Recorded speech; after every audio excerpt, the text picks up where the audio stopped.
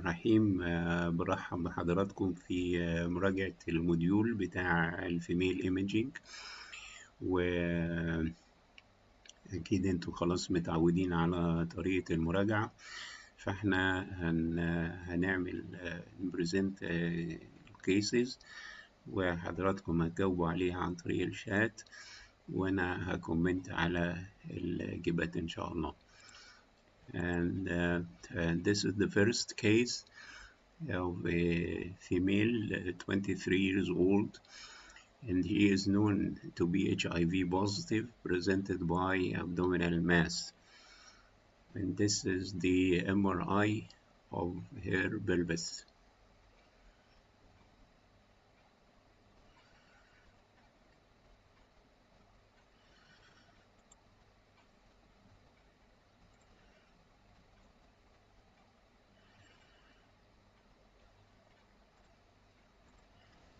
Okay, and the answer is this germinoma. You may consider this because of two factors. Number one, the younger age of the patient. Number two, the bulky appearance of the mass. Then you can appreciate that two lesions can be solid and form huge masses in the pelvis, and these are this germinoma and the lymphoma.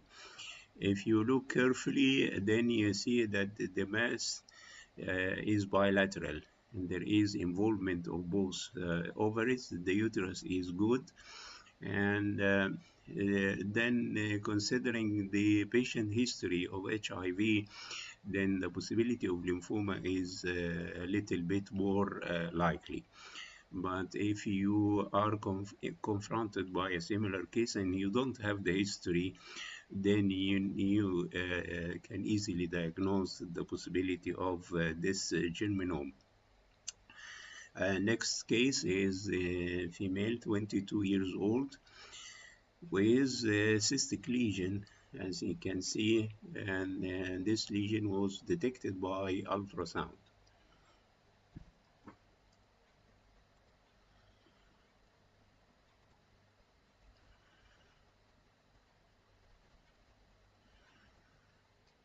Yes, and this is cystadenoma, and you should specify the mucinous type of cystadenoma, because the serous type of cystadenoma is a unilocular lesion, but the mucinous type is a multilocular lesion with internal septations, and they can many times you see different signal intensities of the components of the lesion. Next case is a female, 20 years old, presented by acute abdominal pain and rigidity.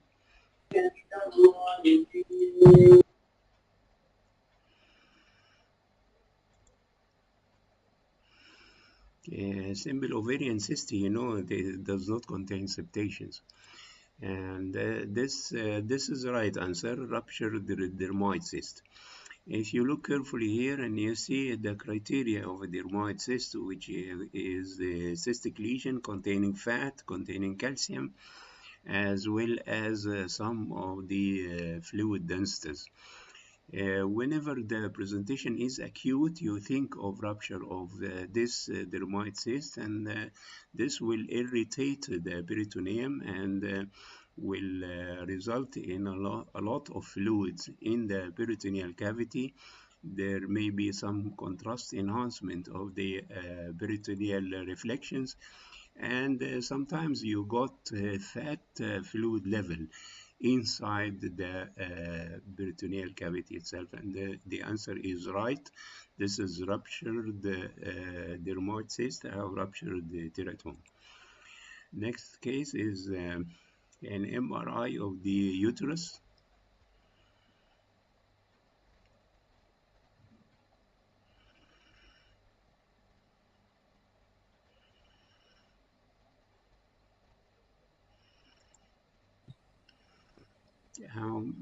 Actually, uterine fibroid will not show this signal intensity, But this is endometrial carcinoma as answered by Shaima. And this is endometrial carcinoma. It is a mass within the uterine cavity. It does not invade the uterine wall. And this is FIGO stage 1A, as you know. Then next case is an asymptomatic patient, 40 years old, with MRI of the uterine cervix, and this is the gross appearance of the cervix itself. Adenoma malignum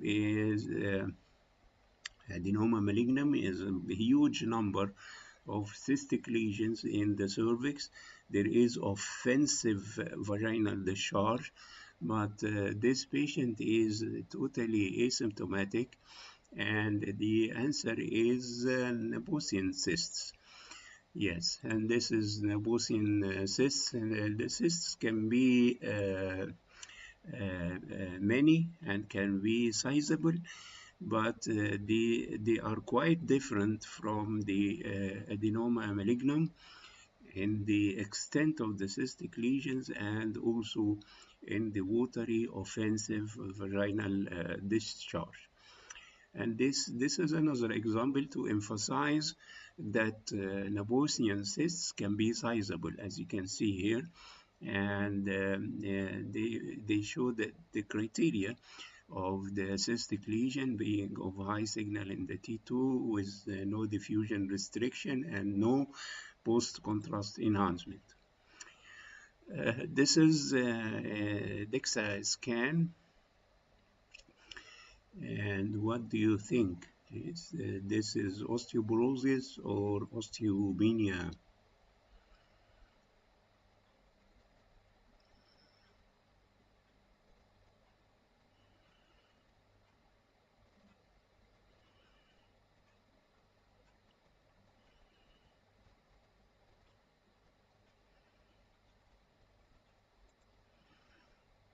Yes, the answer is right. This is normal DEXA scan.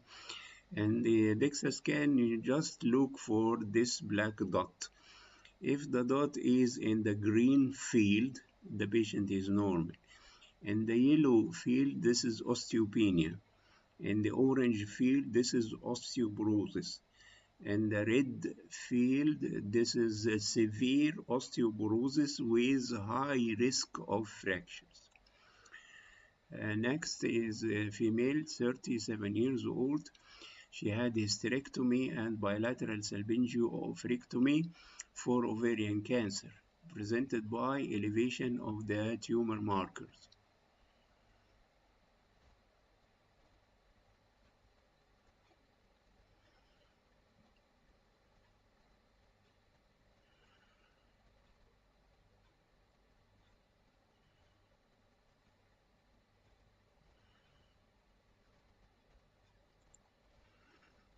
Yes, the answer is right, and this is local tumor recurrence with metastatic deposit in the spleen. And you should not see in the operative bed an irregular mass heterogeneously enhancing inseparable from the bladder and the rectum. This represents local recurrence, and this is splenic deposit. Next case is a nulliparous woman presented by huge abdominopelvic mass associated with frequency of urine, abdominal distension, chronic pain, and she gave a history of regular menstrual cycle.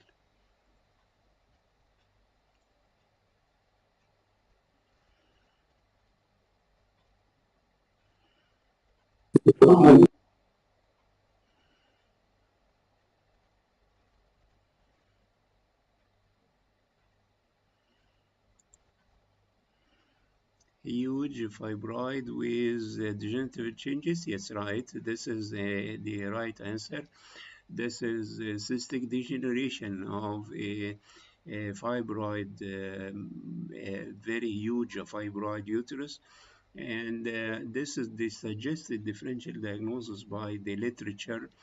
Primary uterine sarcoma is an invasive tumor that can invade the surroundings, including the skin.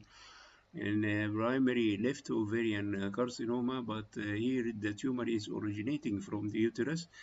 Metastasis like Krokenberg tumor from gastrointestinal tract, but there is no history actually for primary malignancy, and this is a uterine lesion, not an ovarian lesion. Next case is a female patient, 54 years old, presented by abdominal pain and palpable pelvic mass.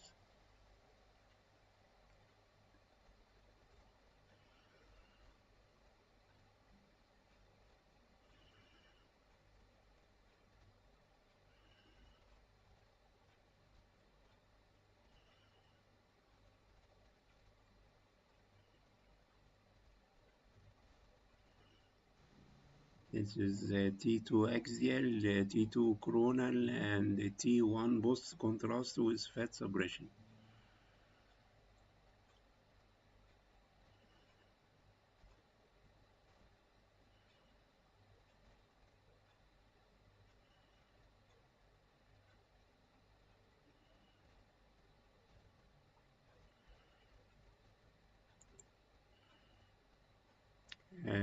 Liposarcoma and dermoid cyst. Okay, let's look to the lesion. There is this is an adnexal pathology because the uterus is okay. Then the lesion is of bright signal in the T1 in the T2 weighted images, and in the post contrast it showed marginal post contrast enhancement. And this is actually, you need the T1 before contrasted to be sure that this lesion is of low signal in the T1, and this is tube ovarian abscess. The tube ovarian abscess has, according to the literature, a characteristic sign which is known as the beak sign. And this sign differentiates the tube-ovarian abscesses from the pelvic abscesses. And here, the tube-ovarian abscesses may be bilateral, as you all know, and they show marginal post-contrast enhancement, and they are of low signal in the T1, high signal in the T2, and they show restricted diffusion. This is a salpingogram, histosalpingography.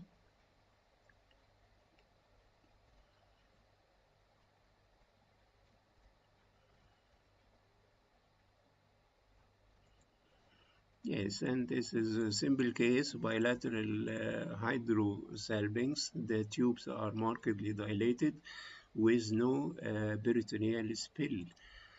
Next case is a female 40 years old with known gastric cancer, lower abdominal pain, solid adnexal masses on ultrasound.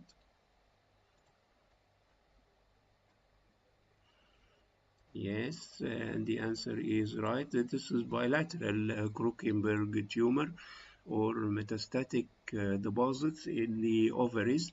And this is a well-known lesion, especially in the presence of GIT malignancies. They can send transthalamus metastatic deposits to the ovaries.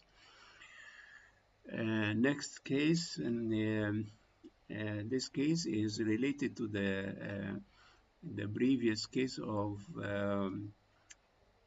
tube ovarian abscesses. Here you can see bilateral abscesses in the pelvis with characteristic marginal enhancement, and you got some fluid signal in the pelvis.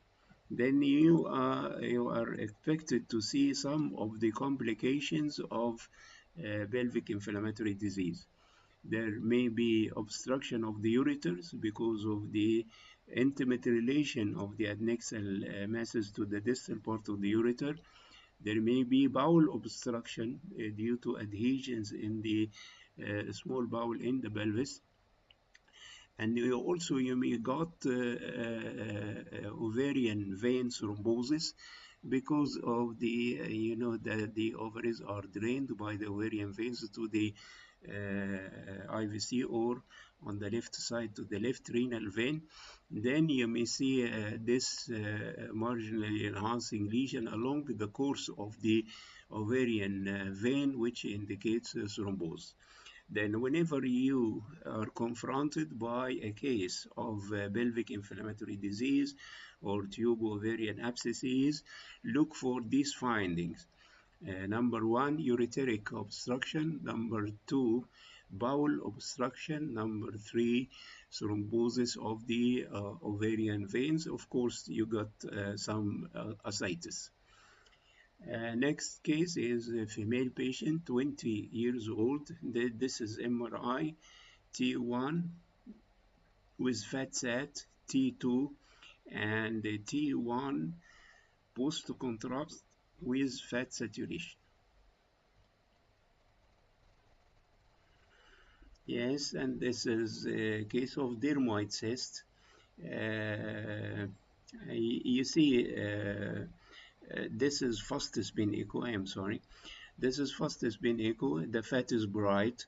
On the fat sat sequence, the fat is suppressed, and the lesion contains other soft tissues very characteristic of mature cystic teratoma or ovarian dermoid cyst.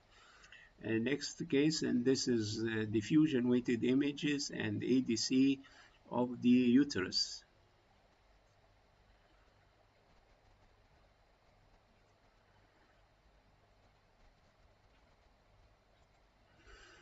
Yes, and this is endometrial carcinoma invading part of the myometrium, not the whole myometrium. And this is the way how to measure the myometrial invasion. You put a line corresponding to the normal site of the junctional zone or the normal site of the endometrium. Then you measure the thickness of the uterine wall and the thickness of the tumor. If the tumor invasion is more than 50% of the uterine wall, and this is stage A, B. But if it is less than 50%, then stage stage 1A, if it is less than 50%, stage 1B, if it is more than 50%. Next case is also a female patient with gastric cancer, and this is the left ovary and the right ovary by ultrasound, and this is the left ovary by CT, and here is the right ovary by CT. Yes, the same. This is Krukenberg metastatic lesions or because of the gastric carcinoma. Next case is a hysterosalpingogram.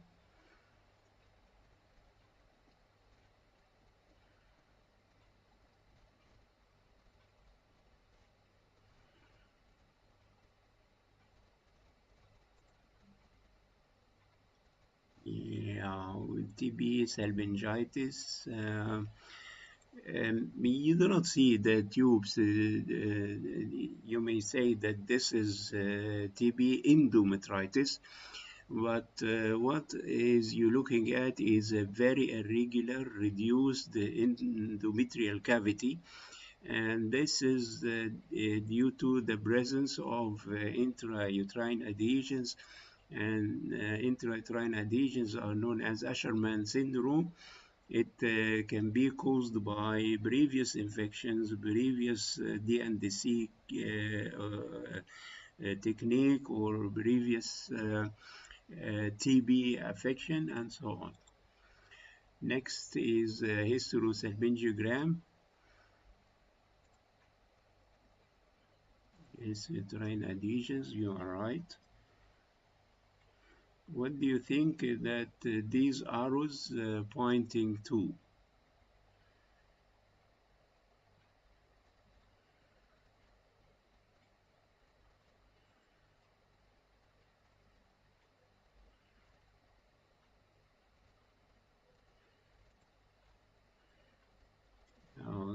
Okay, and then this is actually the wall of the fallopian tube, and this is peritubal halo. It is known as peritubal halo, which indicates inflammation of the tube due to salpingitis, and salpingitis will result in edematous changes of the wall of the fallopian tube. Next case is a series of MRI, axial T2, sagittal T2, coronal T2 of a cervical cancer. And this is right. And cervical carcinoma, you know the staging of cervical cancer. I was presenting here by a video, but it's okay. This is cervical cancer and the size and parametrial invasion indicates the stage of carcinoma and also the extent of the tumor into the vagina. Next case is MRI. This is T2 and this is T1. This is T2 and also this is T2. Then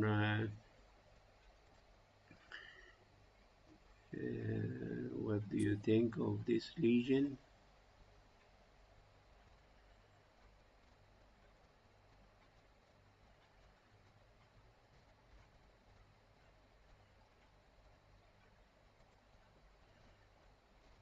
Hematocolpus, yes, hematocolpus, and you know this lesion is not an ovarian cyst or hemorrhagic cyst, for example, because of the deep extension into the pelvis, and the ovarian cyst or any adnexal lesion cannot go markedly downward in the pelvic cavity, and this is blood in the vagina, and it's known as hematocolpus. Next is a female patient, 31 years old, and presented by acute pelvic pain.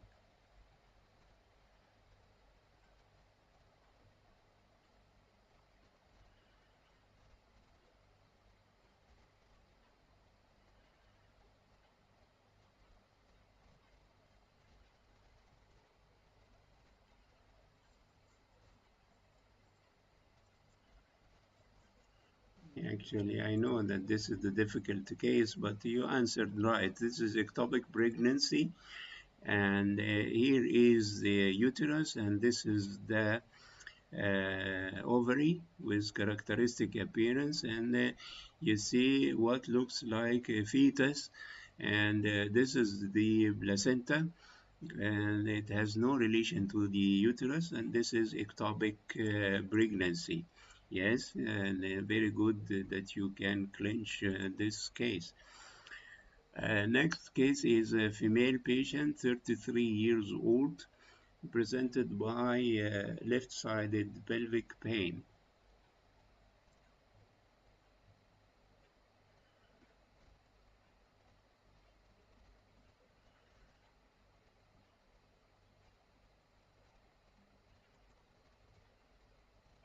And torsion of the right ovary, and actually this is the urine bladder. This is the ovary on the left side, and I cannot see the ovary on the right side, and here are the vessels, and this is the lesion.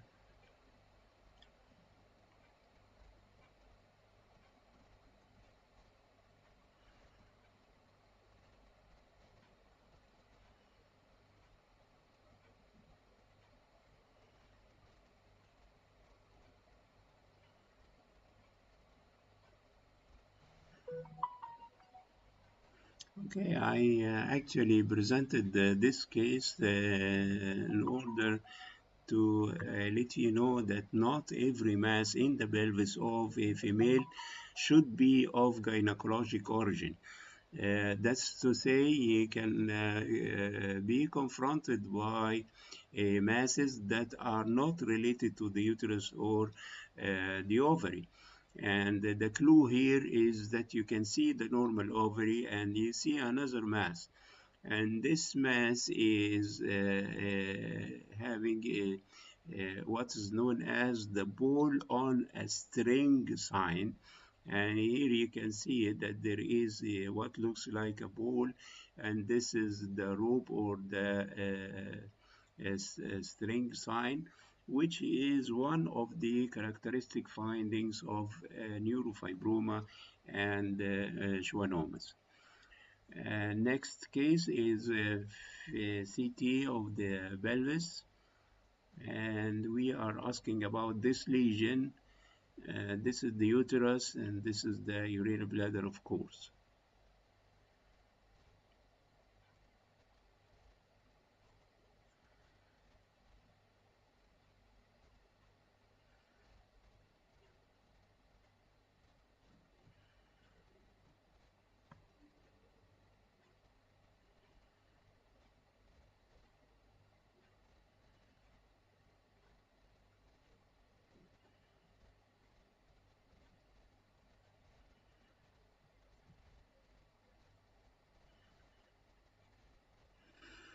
Okay, and yeah, one of the important findings here is the sign. You have heard about it in the module of uroradiology, which is known as the CLO sign.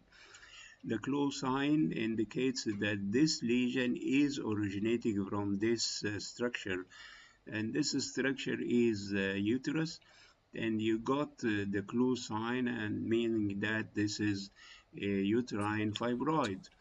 And this is one of the important signs to separate between an ovarian pathology and a uterine pathology, especially if this lesion is subserosal and you want to discriminate between adnexal lesion and the uterine lesion. Then the next case is a female patient with 12 years old with a big mass, and this two images after therapy.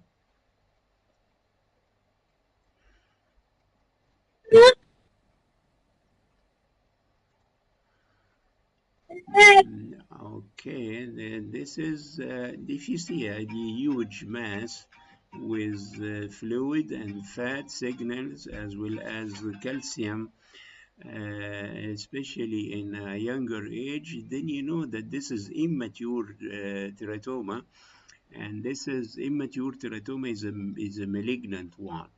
But after therapy, there may be what is known as retroconversion phenomena, and it may turn as if it is a regular dermoid cyst or the benign form of this malignant tumor.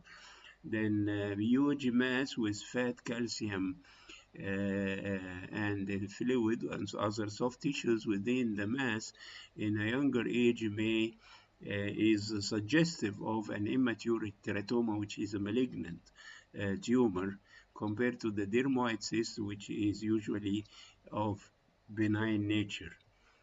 Next case is a female 40 years old with lower abdominal pain, and the ultrasound showed multiple cysts in the ovary. Multiple cysts in the pelvis.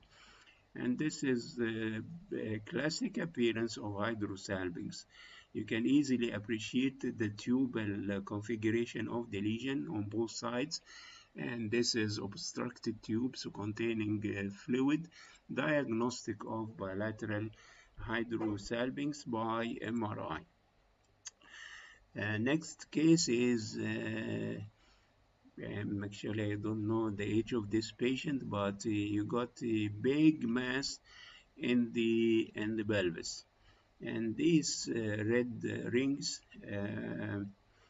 indicate the presence of fat, and these lines indicate the presence of internal septations.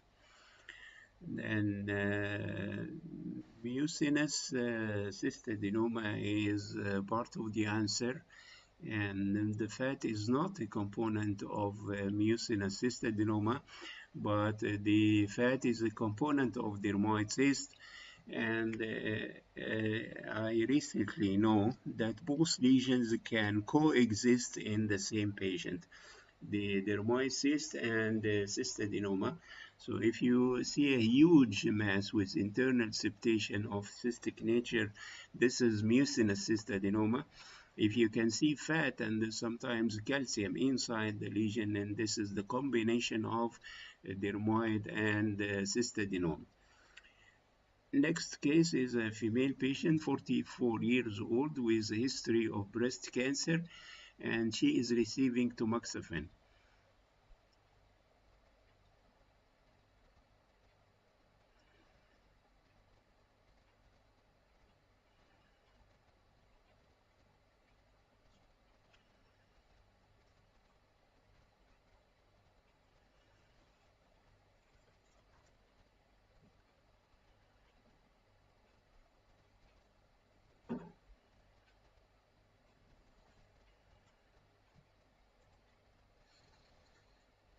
No, this is not hemorrhagic cysts. They are of high signal. There is some hemorrhage here, but they are of high signal in the T2, and they show some marginal post-contrast enhancement, but this is not no, endometriosis should show the shading sign in the T2 weighted image, but this tamoxifen is known to induce what is known as ovarian hyperstimulation, resulting in the development of many cysts, which is exactly similar to the polycystic ovaries. Then tamoxifen ovarian hyperstimulation syndrome is rare, and is also rare in older females. Usually resolves with temporary discontinuation of tamoxifen. However, the recurrence of symptoms when resuming tamoxifen is better treated by bilateral salpingio-oophorectomy to enable adjuvant therapy. And this is one of the lines of treatment in such cases. Next case is a female patient with 62 years old with a big abdominal or pelvic mass.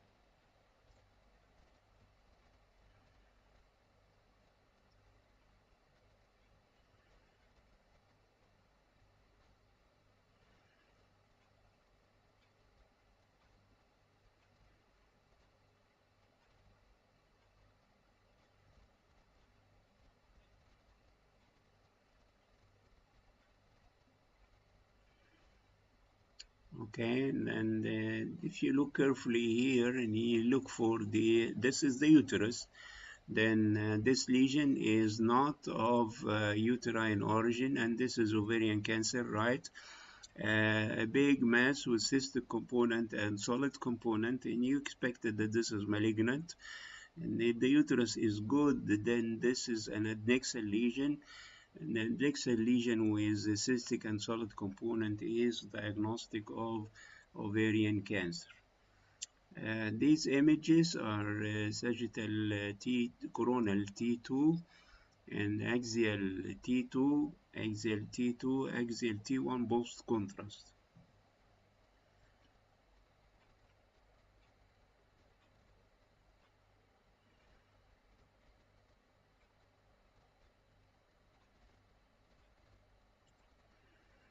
Yes, and this is fibroid with some internal degenerative changes. Fibroid should be jet black in the T2 weighted images, but the presence of internal areas of high signal in T2 indicates some degenerative changes. Next case is a patient, 25 years old, with dysmenorrhea and pelvic pain. This is T1 and this is T2.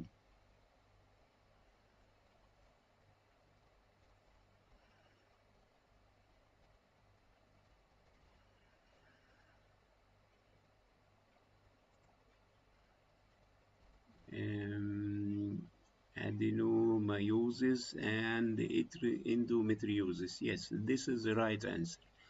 If you look to the uterus and you got marked enlargement of the junctional zone with multiple areas of bright signal in the T2 weighted images. If you look to the adnexal lesions, they are bright in the T1 and the characteristic shading in the T2 weighted images, which is pathognomonic of endometrioma, bilateral endometriosis, and adenomyosis in the uterus. Next case is hysterosalpingogram, and the arrow points to the pathology.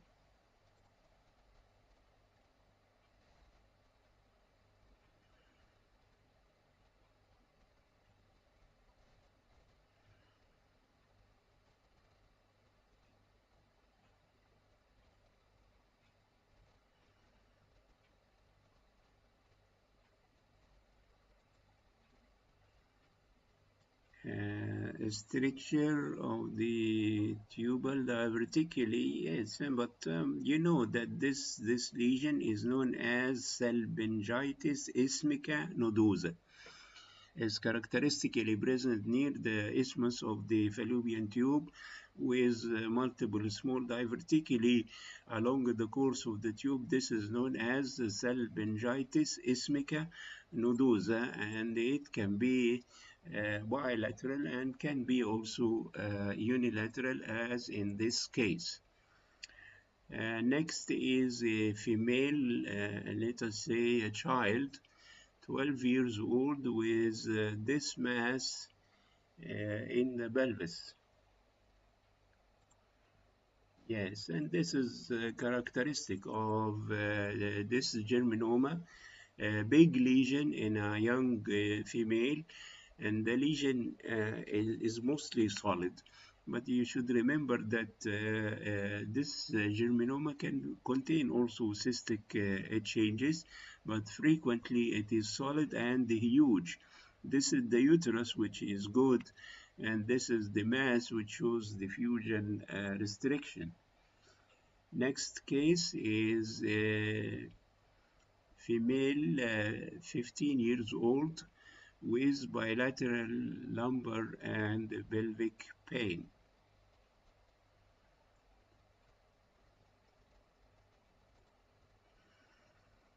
Yes, hematocolpus is part of the lesion.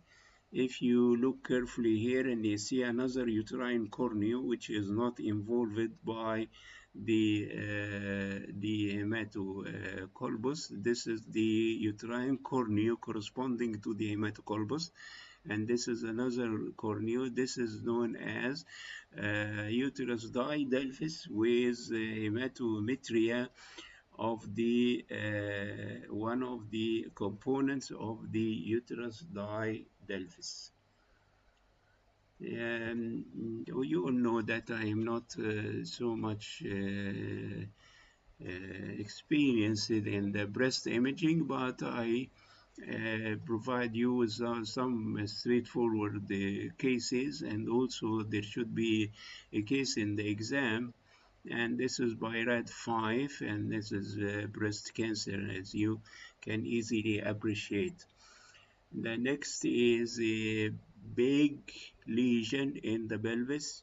This is axial, and this is sagittal T2, and this is sagittal T1 post contrast fat set.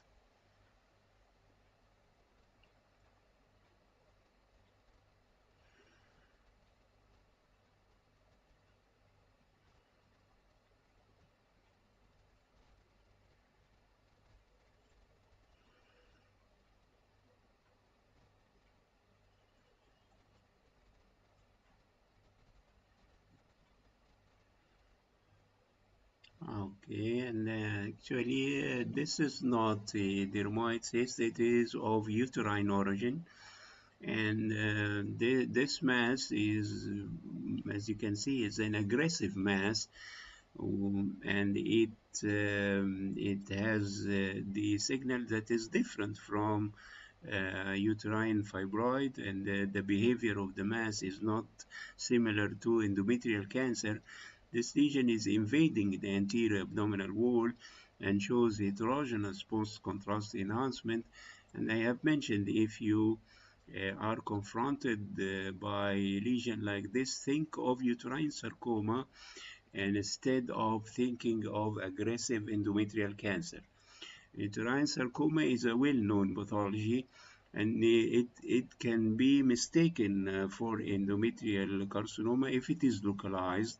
But if it is large and invasive and extends into various directions, you should think of uterine sarcoma. Next case is a child with menstrual cramps, progressive pain in the hypogastric region. This is MRI of the abdomen, and this is MRI of the pelvis.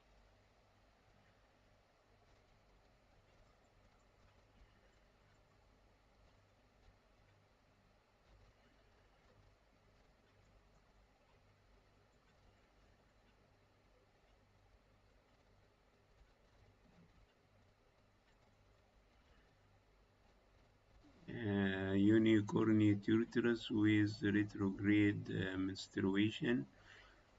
في هي كاتبة OHMRVRA. أنا مش عارف, I don't know what is this abbreviation stands for. And the kidney is absent. Yes, the kidney is absent, and the uterus is didelphys. And you got a single cornea here and another one which is obstructed, leading to hematometrocolpus. This combination is known as Hurlin-Werner Wunderlich syndrome. This syndrome should include uterus didelphys. One of the cornea is obstructed, leading to hematometrocolpus, and on the same side of this hematometrocolpus, the kidney is not present.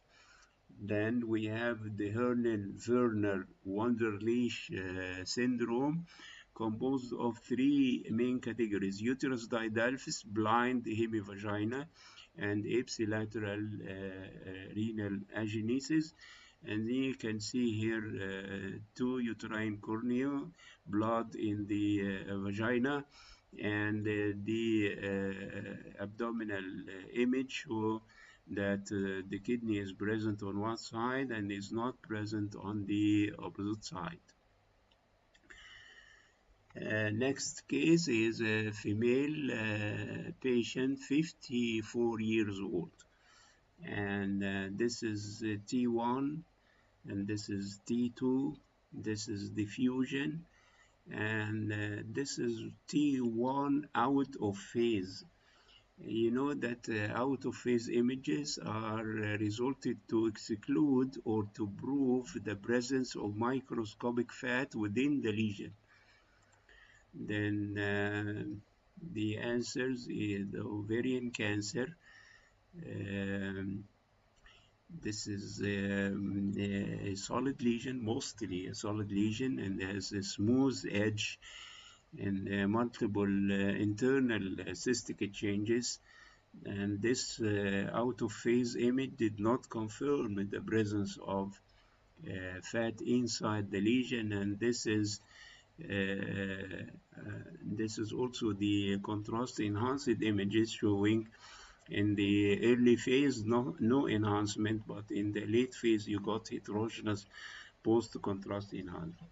Actually, these are features of a relatively uncommon ovarian lesion, which is known as the thecoma. And because of its frequency in the literature, I suggested that you should know some words about this lesion. The ovarian thecoma is a benign ovarian tumor. It accounts for about 1% of ovarian lesions, and it is a functional lesion secreting estrogen, and commonly is present after menopause, and may present by vaginal bleeding similar to another tumor which is known as the granulosa cell tumor. But hyperestrogenism due to thecoma is less common compared to the granulosa cell tumor. Sometimes fibroma and the thecoma are combined together, and you got this tumor, which is also well known and is known as fibrothecoma. 20% of these lesions may be associated with concurrent endometrial cancer, and they are typically unilateral solid ovarian mass of low signal in T1 and T2 with variable pattern of both contrast enhanced. The solid ovarian lesions are many, as you know, and they include the ovarian fibroma, ovarian thecoma, ovarian fibrothecoma, the Krukenberg metastatic tumor, ovarian lymphoma, and the Brunner tumor. All these six lesions can appear as solid in the MR images, and this is another example of a lesion that is solid of adnexal origin, and you can see that the uterus is good, the urinary bladder is also good. Then you are not I mean that you should not or you cannot diagnose this as a spot diagnosis, but you can put it in the differential diagnosis of solid adnexal masses. Then the next is a huge lesion in the pelvis, and actually you can see the uterus, you see the renal bladder.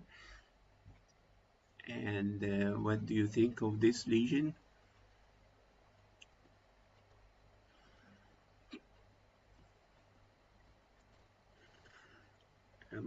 Dermoids, you need to see fat inside, and the fat is not well appreciated except in the T1 and in the fat suppressed images.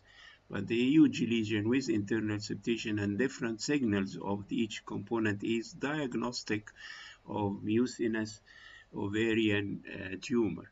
If the tumor contains a solid component, then you say that this is mucinous ovarian cyst adenocarcinoma.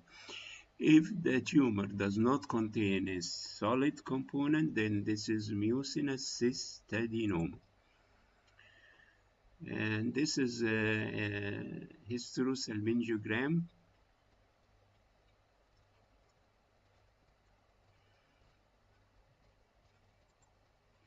Yes, and this is a straightforward case of uterus didelphys, two separate uterine cornea.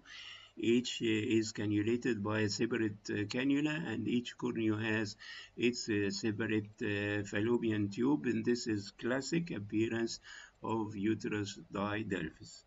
شكرا جزيلا.